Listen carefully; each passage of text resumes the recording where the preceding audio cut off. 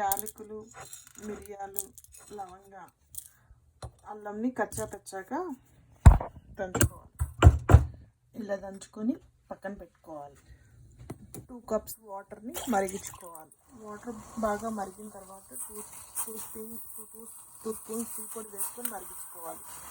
ఇలా మరుగుతున్నప్పుడే 4 పుదీనా ఆకుల్ని స్మాల్గా కట్ చేసుకొని మరిగించుకోవాలి. దంచిపెట్టిన అల్లం, యాలకులు, లవంగాలను వేసుకొని బాగా మధ్యలో కలుపుకుంటూ బాగా మరిగించాలి. 1 కప్ మిల్క్ పోసుకొని మరగనివ్వాలి బాగా. ఇలా 3-4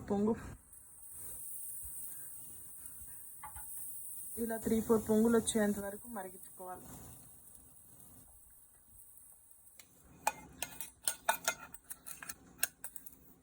3-4 స్పూన్స్ షుగర్ వేసుకొని బాగా మరిగించాలి.